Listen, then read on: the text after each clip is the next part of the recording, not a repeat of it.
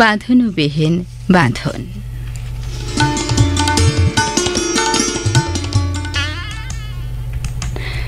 প্রাণপাখি প্রাত্যহিকী।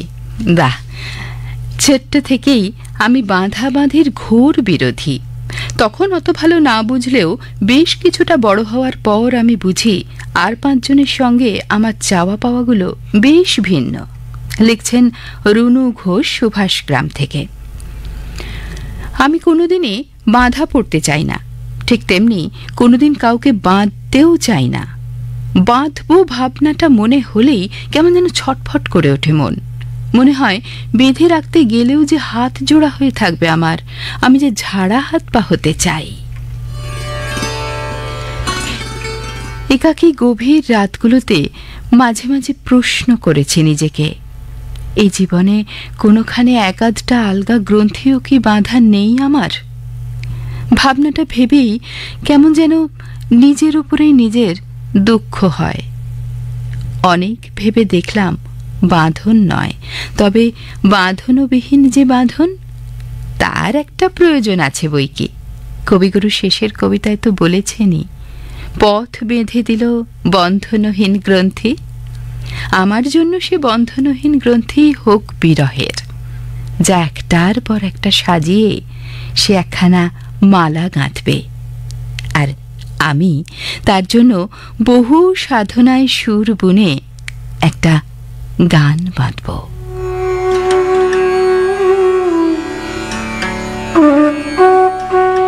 তারপর আমি সেই সুর আর গান তার পায়ে সঁপে দেব, যা আজীবন তাকে বেষ্টন করে থেকে যাবে। আর সে তার পছন্দের কোনো মালা দেবে আমার গলায়। সেই মালাতে থাকুক বা না থাকুক ফুল, থাকুক না হয় অপার্থিব কিন্তু শাশ্বত কিছু, অথবা নক্ষত্ররাজি। সারা জীবন আমরা রইলাম বেঁধে একে অপরের সাধনায়, একে অপরের বিরহে। এই বাঁধন যে বাঁধনবিহীন, অনেকের কাছে অসংজ্ঞায়িত। রুনু ঘোষ লিখেছেন সুভাষগ্রাম থেকে।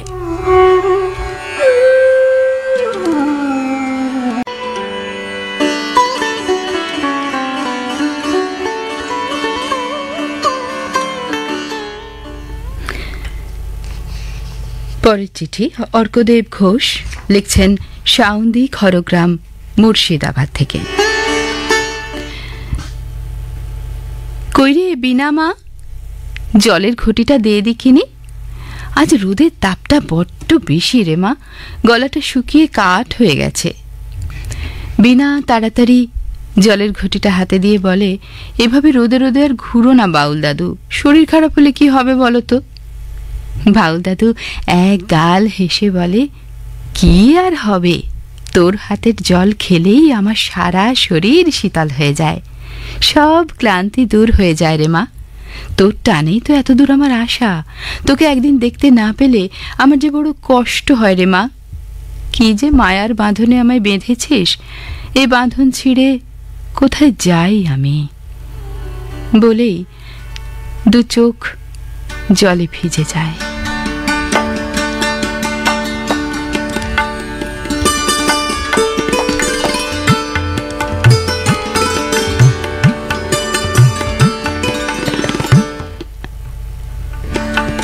তারপর বিনার দেওয়া জল, তাতে কোনো কোনো দিন একটু শুকনো মুড়ি বাতাসাও থাকে। খেতে খেতে চলে বাউল দাদু আর বিনার কত কেজো অকেজো গল্প। কখনো কখনো দাদুর সঙ্গে বিনা সুরে সুর মেলাতে মেলাতে দুপুর গড়িয়ে বিকেল হয়ে যায়। দাদু বলে, এবার আসি রে মা, অনেক দেরি হয়ে গেল। বলেই একতারা নিয়ে সুর ধরে।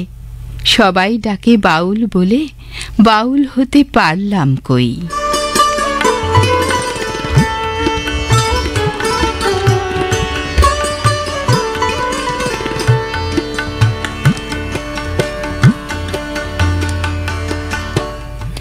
বিনা পিছু পিছু পুকুর ঘাট পর্যন্ত গিয়ে বলে, সাবধানে যেও দাদু, আর কাল বেশি রোদ না করে সকাল সকাল এসো। এই দৃশ্য নিত্যদিনের, আত্মীয় স্বজন পাড়া প্রতিবেশী সকলেই এই মধুর দৃশ্য দেখে অবাক হয়ে যায়। কানাই গোসাই অর্থাৎ বীণার বাউল দাদু, তার সাতকুলে কেউ নেই। সারা দিন এই গ্রাম ও গ্রাম ঘুরে গান শুনিয়ে একাধ পোয়া যা চাল পায় তাই দিয়ে কোনো রকমে জীবন ধারণ করে। কদিন থেকেই বাউল দাদু আসছে না। বীণার মনটা বড়ই অস্থির। সে বাবার কাছে করুণ সুরে আরতি জানায় একবার তাকে বাউল দাদুর কাছে নিয়ে যাওয়ার জন্য। বীণার বাবা সাইকেলে মেয়েকে চাপিয়ে প্রায় 4 মাইল দূর কানাই গোসাইয়ের বাড়ি গিয়ে শোনে গোসাই 7 দিন থেকে জ্বরে পড়ে আছে। গ্রামের ডাক্তারের ওষুধে কোনো কাজ হচ্ছে না। জ্বরের ঘোরে কাকে যেন বারবার ডাকছে। বীণা দৌড়ে গিয়ে বলে, বাউল দাদু, ও বাউল দাদু, দেখো আমি তোমার বীণা, একবার চোখ খোলো। আস্তে আস্তে বাউল দাদু চোখ খুলে বলে, তুই এসেছিস? একটু জল দে তো বীণা মা। বীণা জল খাইয়ে দিলে দাদু বলে, মা রে, একটা গান শোনা দেখি। বীণা তার বাউল দাদুর শেখানো গানটা ধরে।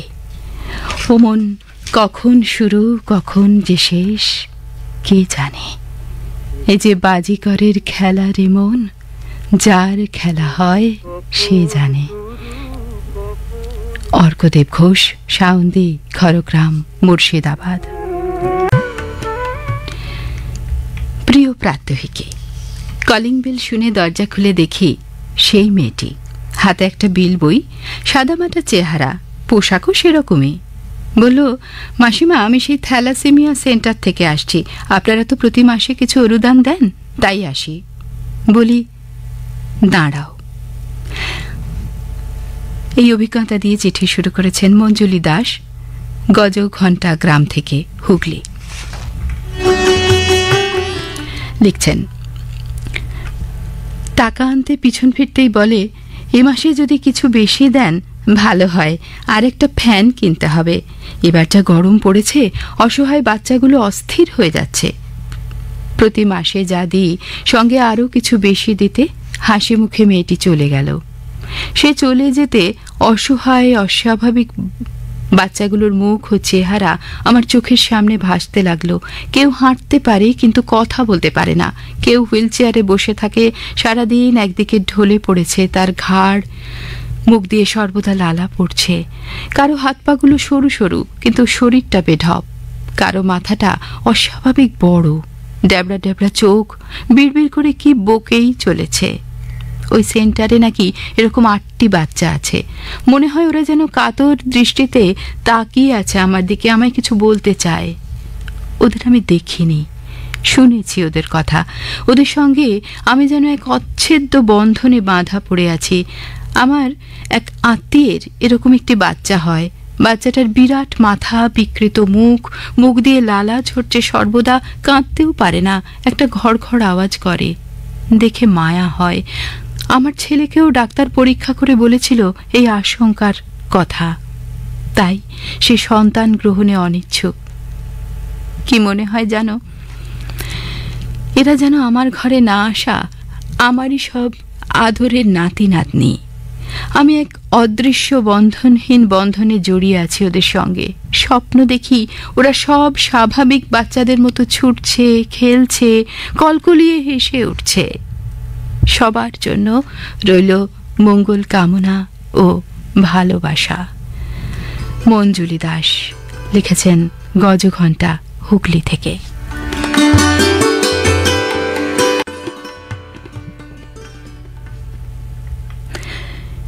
সানাই পাত্র, মেদিনীপুর শহর, পশ্চিম মেদিনীপুর থেকে লিখছেন, বাঁধনবিহীন যে বাঁধন, আমার হৃদয় বন্ধন প্রাত্যহিকী।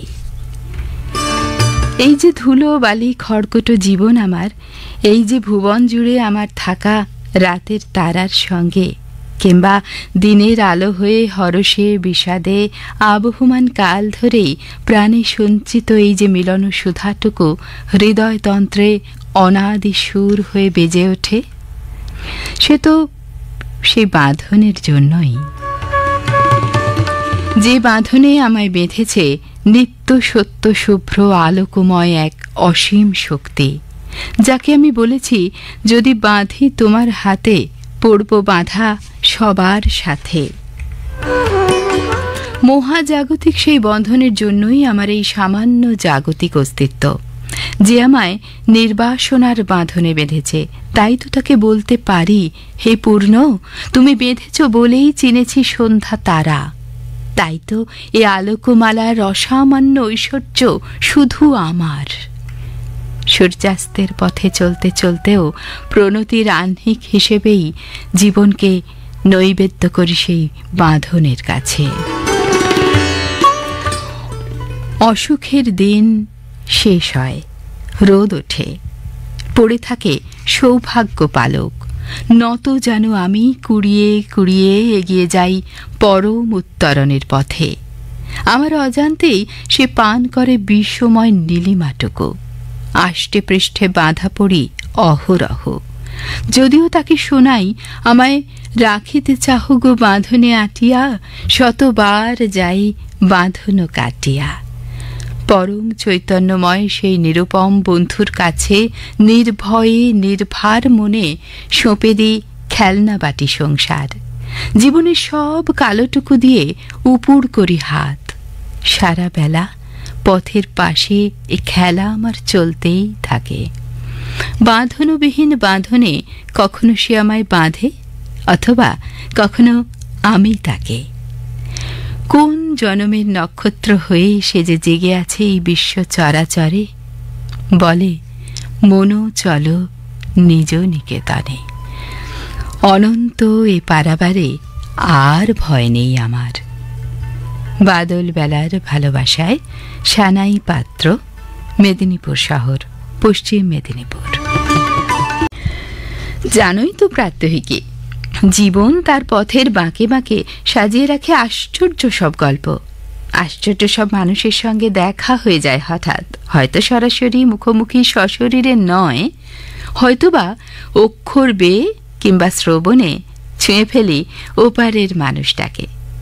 এইসব দেখা না দেখায় মেশা মানুষগুলির সঙ্গেই জড়িয়ে পড়ি অন্তহীন সংলাপে। জীবনের ক্যানভাস জুড়ে বাঁধনবিহীন বাঁধনে জড়িয়ে পড়া এমন সব মানুষের সংখ্যা নেহাত কম নয়।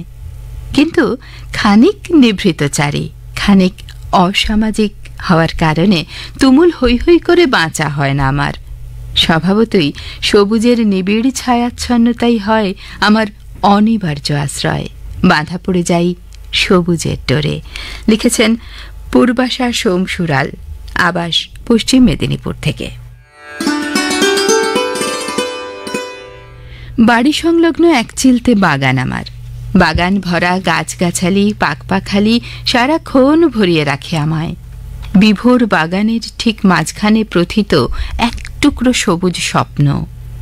নীল আকাশের অধরা মাধুরী ছোঁয়ার উন্মন আকাঙ্ক্ষায় উতলা আমার স্বপ্নের ডালপালা। সে স্বপ্নের নাম, সে বাঁধনের নাম অরুকেরিয়া। আদর করে ডাকি পঞ্চপ্রদীপ গাছ। দ্বীপ প্রজ্বলনের তীব্র আকুলতা যেন শ্যামল পত্রাগ্রে। প্রাত্যহিক জীবনের অর্থহীন ব্যস্ততায় সান্ধ্যকালীন জলসিঞ্চন ও আগাছা উৎপাটন ভিন্ন অকারণ আদর করার অবসর মেলে না ওকে। আলগুছে লালিত শিশু চারা গাছটি আমার। বাগানে সবুজের সমারোহে সখ্য গড়ে তোলে নিজে নিজেই। এক বর্ষণক্লান্ত দুপুরে দৈনন্দিন যাপনের গ্লানি থেকে হঠাৎই পেয়ে যাই একটুখানি ছুটি। হঠাৎ পাওয়া এই নির্জন অবসরে খুনসুটি করার ইচ্ছে জাগে। চুপি চুপি যাই আমার সবুজ স্বপ্নের কাছে। আলতো ছুঁয়ে দিয়ে ওর ছেড়ে পাতা। ওর বর্ষণসিক্ত ঋজু শরীরী স্নিগ্ধতা মুগ্ধ করে আমায়। বৃষ্টি ভেজা বাতাসে ওর হিল্লোলিত শাখা নেশা জাগায় মনে। আচম্বিত অনুভব করি গাছটি তো আর ছোট্ট নেই আমার। মাটি ছোঁয়াছুঁই খেলা ভুলে কখন যেন আলোর অভিসারে যাত্রা শুরু করেছে ও আমার অজান্তেই। শৈশবের হুটোপাটি ছাপিয়ে কৈশোরের লাজুক লাবণ্য ওর সবুজ শরীর জুড়ে। মাটির নাগাল ছাপিয়ে আলোর উৎসে ওর এই ঊর্ধ্বগামী পল্লবিত আকাঙ্ক্ষায় আপ্লুত হই আমি। কিন্তু ভালো লাগার সঙ্গে কোথায় যেন বাসা বাঁধে একটুখানি মন কেমন করা ঝুপসে অভিমান। ওর ওই নীল আকাশ ছোঁয়ার দুর্মর বাসনা ভুলিয়ে দেবে না তো? ওর সঙ্গ সুধার জন্য লালায়িত ওর পালন কর্তৃকে, এই আমাকেই। হঠাৎই ওর ছোট্ট ঝিরঝিরে পাতায় ওর টুপটাপ ছুঁয়ে দেয় আমাকে, ভিজিয়ে দেয় তৃষিত আমার মনটাকে, যেন চুপি চুপি বলে, নীল আকাশের স্বপ্ন সঞ্চারিত সবুজ ডানায় আকাশের আমন্ত্রণেই, কিন্তু শিকড় তো ছড়িয়ে দিয়েছে মাটির গভীরেই। মাটির বুকের ভিতর বন্দি জলটুকু আকণ্ঠ পানির তৃষ্ণায় ওকে তো ফিরতেই হবে শিকড়ে, পিছু টানে। সেই বাঁধনবিহীন বাঁধনে মায়ায় ওকে ফিরে আসতে হবে আমার কাছেই। পরম মমতায় আঁকড়ে ধরি আমার সবুজ আত্মযোগে। দুরাগত রবীন্দ্রসঙ্গীতের সুর আচ্ছন্ন করে আমায়। ফিরে চল মাটির টানে, যে মাটি আঁচল পেতে চেয়ে আছে মুখের পানে। নিবিড় বাঁধা পড়ে যাই সবুজের ডোরে। সবুজ বাঁধন না হয় বেঁধে ফেলুক সারা বিশ্বকেই। বাঁধনবিহীন বাঁধনে, অনুভবে, অক্ষর যাপনে তুমিও তো বেঁধেছ প্রাত্যহিকে। চির অমলিন থাক এ বন্ধন। শুভেচ্ছা সহ পূর্বাশা সোমসুরাল, আবাস পশ্চিম মেদিনীপুর।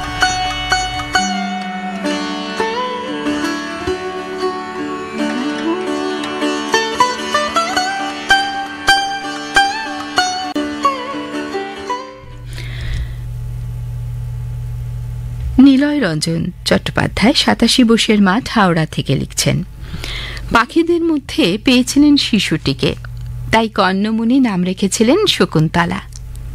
আশ্রমে নিয়ে এসে নিজের কন্যার মতো মানুষ করে তুলেছিলেন। আশ্রমে কি ছিল না, ছিল হরিণ শিশু, খরগোশ, ময়ূর আর অজস্র লতা পাতা এবং ফুল ফলের গাছ। শকুন্তলার সাথীও ছিল, অনসূয়া, প্রিয়ম্বদা, আরও অনেকে। শকুন্তলা ওদের সঙ্গে খেলা করত। গাছেদের ফাঁকে ফাঁকে ছুটে বেড়ানোর সময় লতা পাতাগুলো গায়ে লাগলে শকুন্তলা ওদের পাতায় ডালে হাত বুলিয়ে দিত। হরিণ শিশুগুলো ওর হাতে ছাড়া ঘাস খেত না। ময়ূর ওকে দেখলেই নাচ দেখাতো। এমনি ছিল ভালোবাসা। একদিন রাজা দুষ্যন্ত শিকার করতে এসে আশ্রমের পাশে শকুন্তলাকে দেখে মোহিত হয়ে যান এবং অঙ্গুরীয় বিনিময় করে বিবাহ করেন। কর্ণমুনি ধ্যানে কথা জানতে পেরে খুব খুশি হন। বেশ কিছুদিন পার হবার পর যখন পতিগৃহে যাত্রার সময় হলো, কর্ণমুনি যখন শকুন্তলাকে আশীর্বাদ করলেন, তখন শকুন্তলার পা যেন আর সরছিল না। কি যেন একটা বাঁধনবিহীন বাঁধন ওর পথ আটকে দিচ্ছিল। কেবলই মনে পড়ছিল ওই হরিণ, খরগোশ, লতা পাতা আর সখীদের কথা। চোখ দিয়ে গড়িয়ে পড়ছিল অশ্রুধারা। পথ খুঁজে পাচ্ছিল না শকুন্তলা। নিলয় রঞ্জন চট্টোপাধ্যায় ৮৭ বর্ষের মাঠ, হাওড়া থেকে।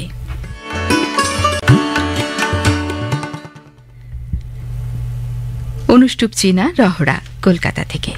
প্রিয় প্রাত্যহিকী, পুকুর থেকে হাঁসেরা ডাকে যাই, মাঠে গাই গরুটা ডাকে যাই, পাড়ার খোঁড়া কুকুরটা ডাকে যাই, লতানে গাছটা ডাকে যাই, তুলসীর তলা ডাকে যাই, অসহায় মানুষ ডাকে যাই, যাই গো যাই। মানুষের কি আশ্চর্য নারীর টান, কি অদ্ভুত মায়া ভরা মন। ওই ডাক আর তাতে সাড়া দেওয়ার কোনো স্বার্থ নেই, নেই কোনো হিসেব নিকেশ দেনা পাওনা, আছে কেবলই ভালোবাসা আর ভালোবাসা। তাই তো দেখি প্রাতঃভ্রমণে বেরিয়ে চুপি চুপি পাছে কেউ দেখে ফেলে, খানিকটা যেন চোরের মতো ডাক্তার সদরুল মিদ্দা পাঞ্জাবির এক পকেট থেকে বিস্কুট, আরেক পকেট থেকে একটা আস্ত আপেল মানসিক ভারসাম্যহীন মানুষটার পাশে রেখে দিয়ে দ্রুতই চলে যান। ওষুধ কেনার সঙ্গতিহীন রোগীর ফিসটা তো নেন না, উল্টে বিনয়ের সঙ্গে এগিয়ে দেন দামি ওষুধের স্যাম্পল ফাইল, কখনো পথ্য কেনার অর্থটুকুও। সকলে না পারলেও কেউ কেউ কথা রাখেন নিশ্চয়ই। ওই যে দেখছি মা বাবা হারা মেধাবী ছেলেটাকে বুক লিস্ট ধরে ধরে ক্লাসের সব কটি বই কিনে দিচ্ছেন মাস্টারমশাই অভয় দাস, সঙ্গে লেখার জন্য কয়েক দিস্তা খাতাও, আর পিঠে স্নেহময় হাতখানি রেখে বলছেন, মন দিয়ে পড়বি, একদম ভয় পাবি না, আমরা সবাই তো আছি, নিজেকে কখনো একা ভাববে না। কে বলে দুনিয়াটা কেবল স্বার্থের? কে বলে কেবল ধান্দাবাজে ভরা আমাদের চারপাশ? যারা অমন বলেন, অমন ভাবেন, তাদের সঙ্গে যদি মিদ্যা ডাক্তার বা অভয় মাস্টারের একবার দেখা হয়ে যেত, তখন তাঁরাও বুঝতেন ভালোবাসার বাঁধনে মানুষ মানুষের জন্য, জীবন জীবনের জন্য বাঁধা পড়ে আছে যুগ যুগান্তর ধরে। এতে কোনো ভুল নেই। অনুষ্টুপ চেনা, রহরা, কলকাতা থেকে। সত্যি